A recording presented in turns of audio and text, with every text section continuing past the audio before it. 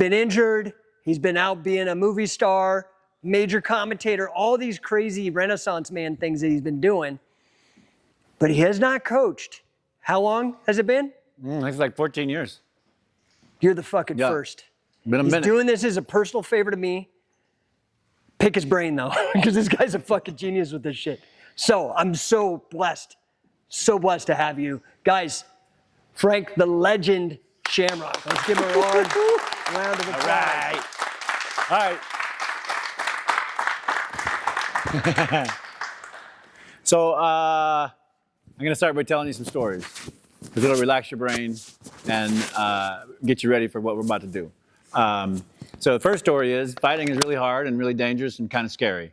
So if you can take that stuff out of it, then it becomes fun and interesting and a silly thing you do with your friends.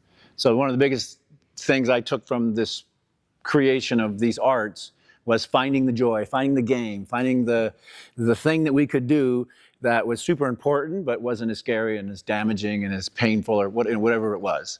And so I'll teach you some of those games today, because they're games you take with you. We can't play them all today. It won't do anything for you. But having the knowledge about the game will explode your mind, because then you can take the game and tweak it for your need. If you want to be a leg attacker, whatever your game is, you can enhance it by playing the game more. And we'll play 2 games today, because they're my 2 favorite games. And then anything else you guys want me to teach, I will teach you. But as Jake said, here's the downside. My knowledge is 14 years old, because that's the last time that I really sat down and studied all of this stuff. So I can tell you the human body hasn't changed in 100,000 or plus years. So everything should still work, and everything should still be fundamentally and biomechanically as strong as you possibly can make your human body. And that should be the goal when you're applying these. Angles are great, everything's great, but it's maximizing your own human body to put energy into the hold or the move or whatever it is you're deciding to do. So you hear me talk a lot about breathing. Breath is life, breath is movement. You don't have any power without breath. So if you want to go somewhere, it looks like this. Because if you don't, you're not functioning that efficiently. So you'll hear some weird, crazy breathing. I'll make kind of weird, crazy breathing sounds. I'll remind you to keep breathing. They're all things you do for your brain, because you want your brain not to think about this other stuff. You want your brain to go move, move, move, move, apply, move, apply, angle, move. You just want it to flow. And if any of the other stuff's in the way, you won't have the flow going. You'll have other things. Oh, I'm nervous. Oh, my legs. Oh, this. Oh, that. So the goal is to get rid of all that stuff. Congrats on your belt. Where'd you go? Bro, congrats on your belt. That is freaking amazing. Kayla, absolutely amazing. And here's the most amazing part. I never received 1 belt in my entire journey of 16 years. Because I was a professional fighter, I was not a martial artist. So any belt that was ever given to me, I never earned it, except for the championship ones. I have multiple black belts. I never did one technique. I don't know what the black belts are for or what style it was. It's just that I was the baddest dude on the planet, and they were like, bro, we're going to give you this out of respect. But I've never earned it. And that earning and that process, mine are all championship belts. That's just how my journey went. But that process of putting in the work, doing the thing, waking up early, going to bed, like whatever it needs, that's the real value in that journey. And man, that was super powerful, brother. So anyways, I want to tell you that, because everyone's always, what is your belt? I got no belts. I literally have no belts, because I never earned one. But I won a bunch of championship belts. And I won championship belts by picking your guys' brains and using your bodies, mostly without your permission or you even understanding what I'm doing. But I needed to know the information, so I went around and I found it. And 2 of my that I'm most famous for were beating Kevin Jackson in the UFC in 14 seconds, which I got a Guinness World Record for. The high school kids taught me that. It was wrestling with high school kids. Because I don't know how to wrestle. I never studied wrestling until I had to fight Kevin Jackson. Then I started studying wrestling for real, because he was the baddest wrestler on the planet. Prior to that, I had no idea what wrestling was really about. The stance, the structures, the movements, the positions. Why are we doing this? Why are we doing that? I didn't know. This young kid taught it to me. I was like, what? Oh, okay. He just showed me the basics, the mechanics, the stuff you'd normally learn in the first couple of classes of wrestling, that you would drill and drill and drill and drill until you got comfortable and they became part of your flow. The second one was also taught to me by a high school wrestler in Dallas, Texas, because the other second famous fight was when I fought Igor Zinoviev, and I stovepiped him and damn near killed him. Yeah, it was really sad. I thought the sport was over. But He survived, never to fight again, but he survived. And I learned that move about 4 weeks before by another high school wrestler in Dallas, Texas. We had a wrestling match like this. I went to grab his head. He literally lifted me up and stovepiped me to the point where I had to crawl in the corner and rest for 3 hours. I couldn't move. He just traumatized my whole body. And I'm like, what happened? I don't understand what he did. So I asked him, I go, well, what did you do? He goes, well, you can never grab the head like that. You can never stand up and grab the head and wrestle. No, you're going to get tossed. And I go, oh, that makes perfect sense. Igor Zinoviev always grabbed the head. Igor Zinoviev, that was his style. Punch, punch, punch, close the distance, grab the head. Close it up, and he had good judo. So this kid, 17 years old, probably never knew his name, but he did whip my ass, showed me this technique because my mind was in a position to learn. That's all it was. And I got hurt. So I was like, wow, that shit really works. My goal with Igor was to slam him, hurt him enough, like I was, laying in the corner, that I can get around and choke him. Or that I can get around and put him in a lock, right? Because he was arguably my equivalent from another universe. Like he was the other baddest dude on the planet. So think differently, even when you're learning stuff. Angles, tweaks, this, that, all of our bodies are different. None of us have the exact same machine, so the machines will work differently. The mechanics will always be the same. That doesn't change. But there's strengths in this body, there's strengths in this body, in length, height, width. There's all these different strengths that you can bring to play, especially if you have really good core mechanics. And that's what I'm all about, is core mechanics. So everything I teach you is going to be super simple, super easy. You probably know it. You probably know versions of it. You probably have extensions of it in and throughout the stuff, which is great. The most important thing for me are the games, concepts, and then the understanding of what's at risk. And let's talk about legs. Legs are a great game to play. But if you blow your knee out, your career's over. You're done. So that's a very high-risk game you're going to get into. The other problem with legs, it's a 50-50 game. If you got a leg, I got a leg. Now, we're both risking our knees or our ankles or whatever. So it's the mindset. Do I want to take a 50-50 chance over here? Do I want to go down this route in this game? Or is there another game I like better that might make me feel a little more comfortable? Is there another, whatever that game is? So having the knowledge gets rid of that fear. Gets rid of that, I don't really know what's going to happen. If you know what's going to happen, and you know the position it happens from, and you know the odds of it happening, then you got a decision to make. And if you played the game, it's a fun decision. You're like, fuck it, let's roll. If you have it, you're like, oh, he's got my leg. So let's start with the legs, and you don't have to do anything but sit there, and I'll show you the most important position that we're all supposed to be getting to. Because it's really hard. How many guys have broken a human leg before? Does my own count? Yeah, sure, that counts. Raise your hand. Okay? It takes quite a bit of effort, especially the bigger the joint, the bigger the bone.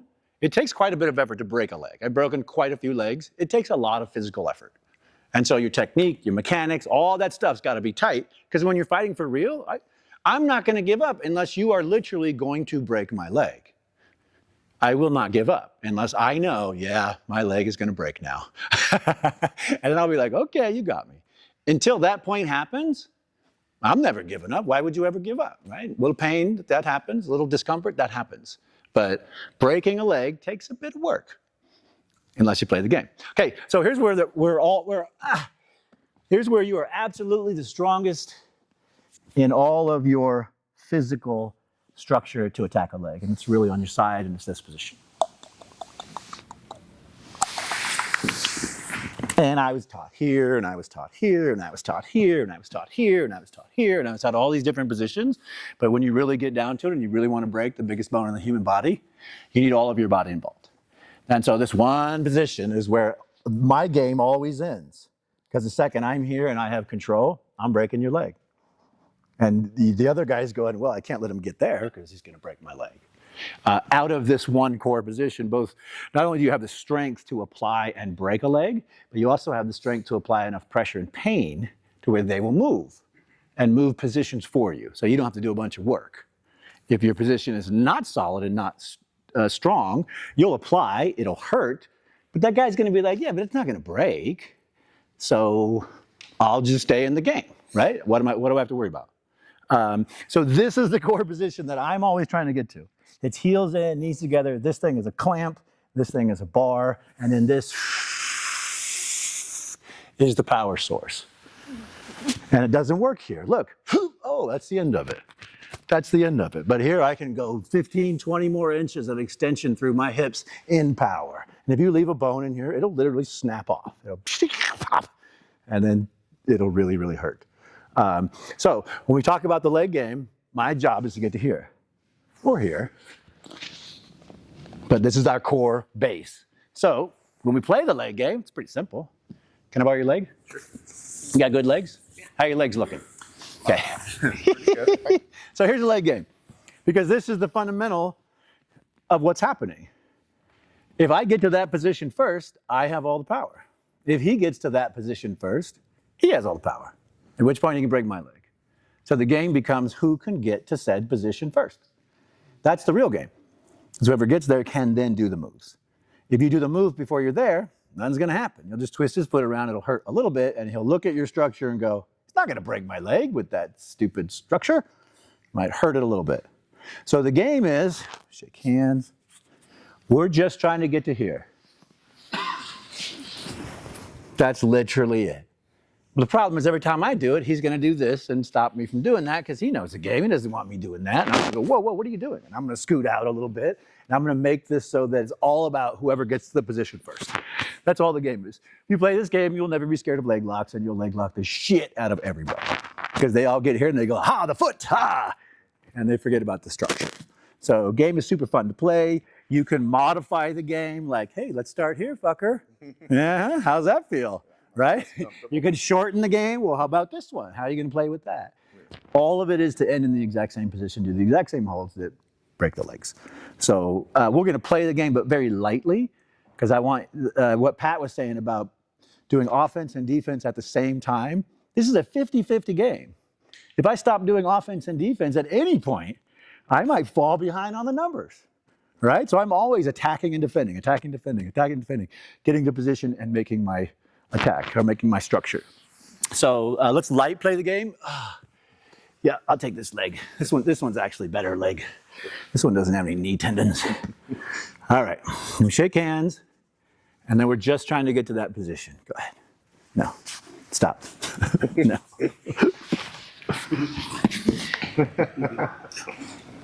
Right? Yeah. So we don't need to go further because I won the game. So if I want to apply holds to the position, that's my prerogative or whatever. When you're playing, you don't need to. It's just dangerous.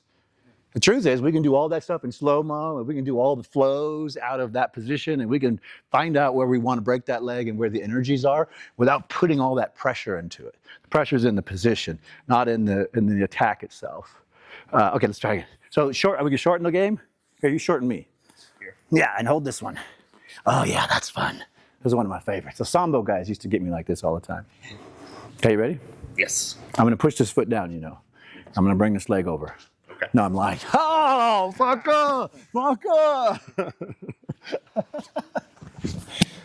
Okay, so more silly game stuff. Shortening it makes it hard, but it lightens my power. I don't have full power now. I got one short. So I know even if I get this position, I don't have 100%. I might not break it. If this comes out, pretty certain I will. So shortening the game sometimes makes it complicated. You can get the funner moves. These are all that Sambo stuff on the outside happens out here, and all these angles and this type of stuff happens out on this edge. But the second I can get to real leg position, then I've got a solid game. Yeah, here, will shorten me. Sure. Look, I'm short. Okay, go.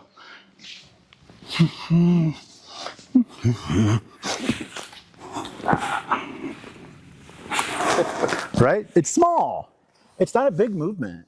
It's just who can get to leg position, who can get to the game. Because once you're there, squeeze the shit out of it, and you're in a position to do work. So let's play the game a little bit and have a little fun with it. Let me show you the James Brown. So if he shortens me, I'm sorry, take my leg and shorten me here. So if he shortens me on this one, and you don't like the leg game, we do the James Brown.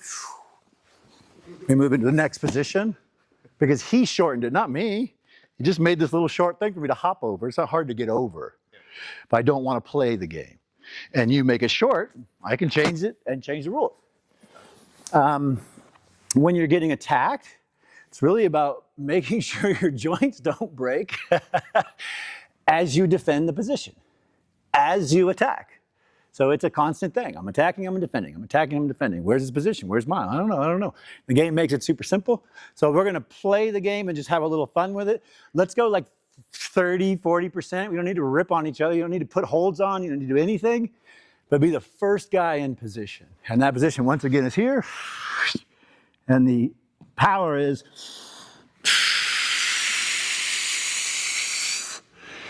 That'll break every leg. All right? So when you find yourself a partner, it's easiest if you find somebody about your own size, about your own mechanics, because then your game is going to be about equal in length and structure. Yeah?